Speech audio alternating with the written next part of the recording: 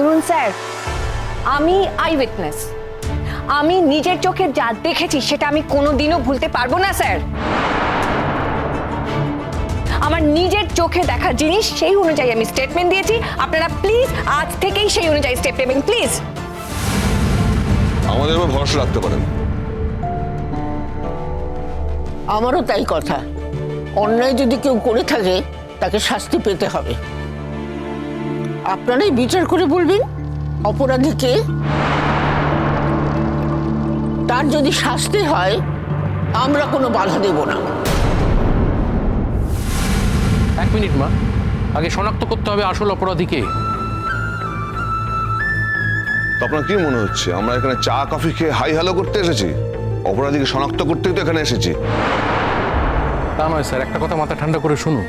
আপনারা কোনো একজনের কথার ভিত্তিতে ওকে দোষারোপ করছেন। কোনো একজন বলেছে যে সে নাকি দেখেছে রোশনাই আগুন ধরিয়ে দিয়েছে। আর তো কেউ সাক্ষ্য দেয়নি স্যার, আর তো কেউ দেখেও নি। আমি এটা ভেবে পাচ্ছি না যে একজনের কথার ভিত্তিতে আপনারা কি করে ওকে দোষারোপ করবেন আর সেই দোষ কি করে প্রমাণ করবেন। তবে দেখবেন স্যার, কোনো একজনের কথাকে দাম দিতে গিয়ে যে আসলে সত্যি কথা বলছে তাকে মিথ্যেবাদী ভাববেন না প্লিজ। Shut up! তুমি মাঝখানে কেন কথা বলছো? তুমি কি পুলিশের কাজকে ইনফ্লুয়েন্স করার চেষ্টা করছো? আমার কি দাম ম্যাডাম যে আমি ইনফ্লুয়েন্স করব? আমার একটা জিনিস মনে হলো সেটা আমি বললাম, সে বলার অধিকার আমার আছে। ছোট, তুই কি জানিস কি বলছিস?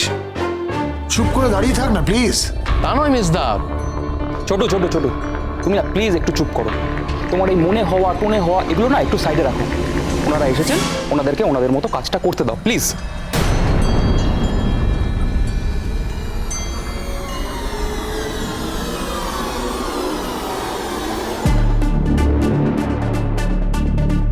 সুরঙ্গমা আন্টি,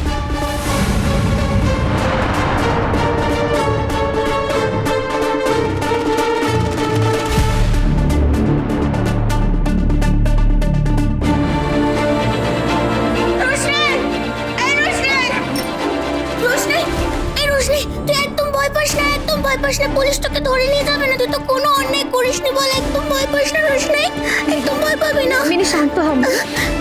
আমি ভয় পাচ্ছি না। কিসের ভয় পাবো আমি বলো? এই যে এসে গেছে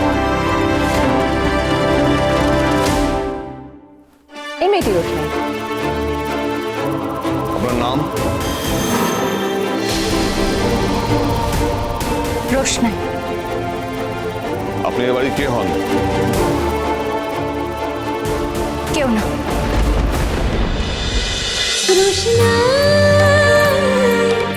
রোশনাই সোম থেকে রবি প্রতিদিন রাত 10টায় স্টার জলসায় ও ডিজনি প্লাস হটস্টারে।